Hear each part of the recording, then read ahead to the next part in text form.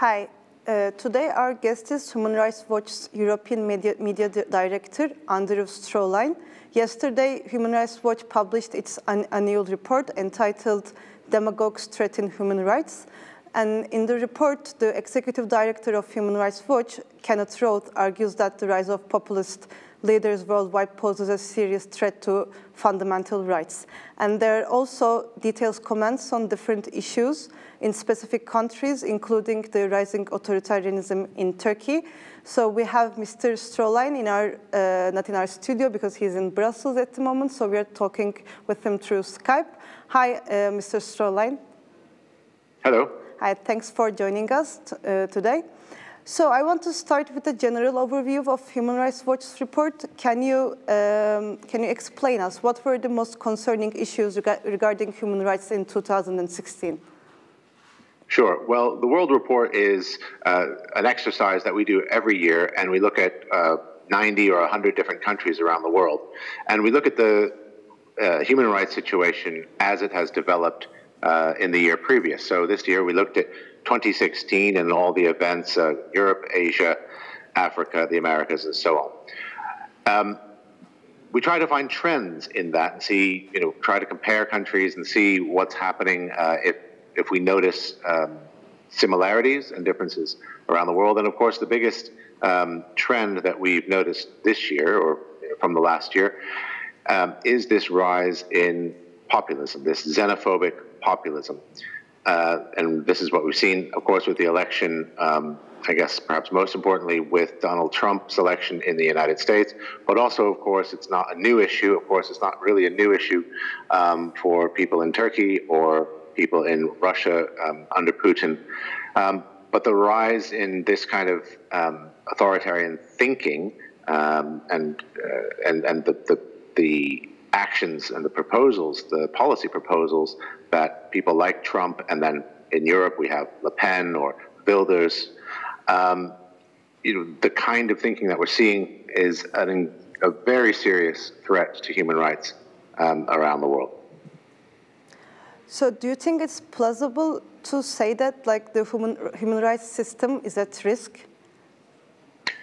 Well, absolutely, because we're losing supporters of that system. Now, you can say that some countries in Europe or the United States certainly has some very serious human rights, has had some very serious human rights abuses in recent years and in its past, of course.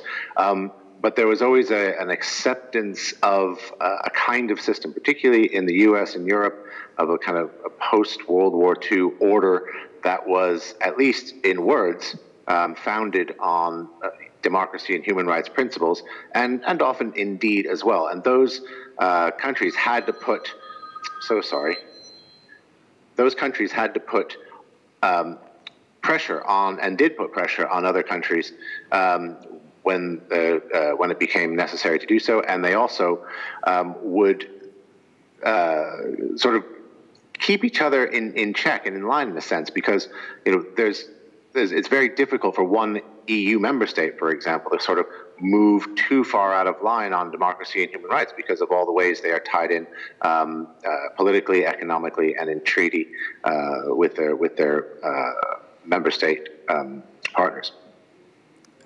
You also mentioned in the report that these populist leaders during their political campaigns have continuously attacked human rights discourse, and human rights defenders. Can you explain us why do you think the whole human rights discourse and institutions were attacked by these leaders? Why they prefer to attack rights and rights discourse? Well, there's a whole bunch of reasons. I mean, if we look specifically at the United States and member states of the European Union, we see populists gaining support on chiefly three issues, maybe two or three issues. First, of course, is the refugee crisis that has sparked a kind of reaction or a kind of atmosphere where it's very easy for populists to come out with very racist, very xenophobic statements and win some measure of popular support. I mean, a lot of people are appalled by this. Perhaps even a majority of people, I would say, are appalled by the kind of language being used, and yet it gains a certain foothold with a certain segment of the population, maybe because of the second most important reason, or one of the other three reasons, and that is the economic situation and people seeing a kind of an elite that is doing quite well while their wages and earnings are slipping. And then, of course, there's kind of an example going around where individual leaders look at other countries and see how they are doing things, and they learn lessons. So I think, to take two countries where it's gone farther than the ones I've been talking about, if we look at Turkey and Russia, surely Mr. Putin and Mr. Erdogan have been learning from each other in how to crack down on opponents, how to crack down on the media. And you see EU leaders learning from them as well, and even openly using them as an example, as they do as Le Pen does in France, or as Farage does in the United Kingdom, and as Orban does in Hungary. So another issue that you drove attention in your report is counterterrorism measures that are being taken all over the world by different countries on different issues. So how do you think, in which ways these measures have the risk of violating basic rights and freedoms? I'm sorry, would you repeat that question? I had a little problem hearing it. It just broke up for a second. In the report, you drew attention to the counterterrorism measures that various countries have taken, and can you explain us in which ways these measures may threaten basic freedoms and rights? Right, sure. Well, first of all, we should start off by saying that terrorism is a threat, that there is a real threat to individuals, and states have a duty and an obligation to protect their citizens. But the way that some countries are going about that in response to terrorist attacks that we've seen in Europe recently, for example, is very worrying, because what they do is they stigmatize one group of people against another and sort of separate out society and turn society against itself. It's demonizing huge groups of people, and in this case, mostly it's Muslims. They demonize one group of people where really, it's not the hundreds of thousands or millions of people in a country who happen to have one religious faith that are committing these attacks. Of course, it's a handful of individuals that are poisoned by a violent twisting of that religion. And what the response has been, what that response does is it turns, as I say, it turns society against itself, and it makes one segment of society willing to kind of bargain away the rights of another segment of society. And that's why it's really so dangerous. That's why we see, Trump's proposals of a Muslim registry, or banning all Muslims from visiting the United States, incredibly damaging, not just in the United States, but the kind of knock-on effect that has internationally. But specifically, when you get to some of the individual policies that individual EU member states, for example, have acted in 2016 is very worrying, particularly in France. In response to the terror attacks in France, we've had this repeating state of emergency where it's just renewed time and time again. I believe it's been renewed 5 different times now. How long does a state of emergency last? You have to ask, is this going to be the perpetual emergency? And it's not just a state of emergency in name, it has actual consequences. In terms of extra police powers and so on.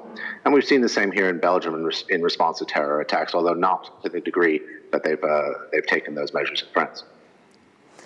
And Human Rights Watch's report says, and I quote now, "Strongman leaders in Russia, Turkey and China have substituted their own authority rather than accountable government and the rule of law as a guarantor of prosperity and security." Can you comment more on this?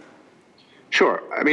This is kind of what I was saying about the knock-on effect. And if people get a bit nervous, or they look around themselves and they see the security concerns, they see economic concerns, maybe they have a feeling that their culture is changing in ways that are unfamiliar to them, and they get nervous and they get scared, and some people will take that and want to see a strong leader take charge and make decisions and bring them either back to the country that they recognize, make America great again, or to some perceived past of perfection and prosperity. And that has we know what happens in history when people go down that road, when people choose a leader over a system. When you have a democratic system of checks and balances, and you have a legislature, and you have an executive, and you have a judicial that all have different powers, and they all can sort of have there's a bit of a push and pull on various issues, that makes it kind of impossible for one superpower leader to emerge in that kind of political context. When you have just a single strongman, well, everything becomes possible, because the whole society slowly, or sometimes quickly, becomes bent to the will of what that leader wants.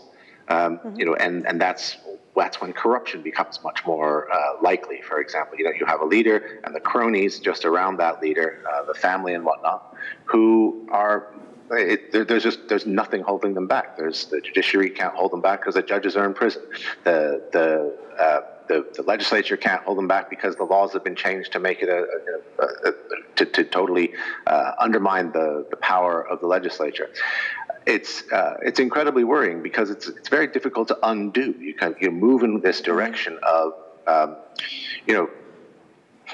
where really there's only one person who has the power or the authority to do anything, because everyone else is so scared to move, or just has no political power, or no power in the law, no legal power to actually do anything.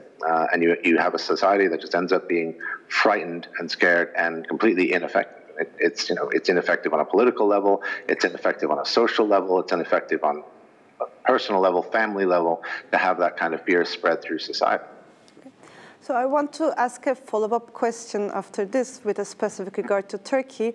Human Rights Watch defined Turkey's human rights situation as alarmingly deteriorating. So can you explain us more on Human Rights Watch's observations on Turkey, and why you prefer to call the situation as alarmingly deteriorating? Sure. Well, I mean, I think you and your viewers will know a lot more about the situation than I will, and what we've seen in recent months. I mean, particularly since the attempted coup, has just been a sweeping crackdown and a sweeping concentration of powers in the hands of a very few. We've just the attacks on every aspect of independent society, academics, teachers, journalists, the media. I mean, how many journalists are now in pre-trial detention? I can't quite remember the number, but it's quite astounding. And Turkey is one of the leading jailers of journalists in the world, and that's a terrible condemnation of the system that we see in Turkey now, and that is alarming. That's deeply worrying, especially where in Turkey, where just a few years ago, really, things were looking really quite good. A number of years ago, there was so much positive movement, and now we're kind of back to the bad old days of mass arrests and torture in custody. Okay. Thank you very much, Mr. Stroehlein, for talking to us and sharing your views on the recent report of Human Rights Watch. Well, thank you for having me. Okay. So today we spoke with Human Rights Watch's European Media Director, Stroehlein, and discussed Human Rights Watch's recently published annual report on human rights situation in more than 90 countries all over the world. Thank you very much for watching us.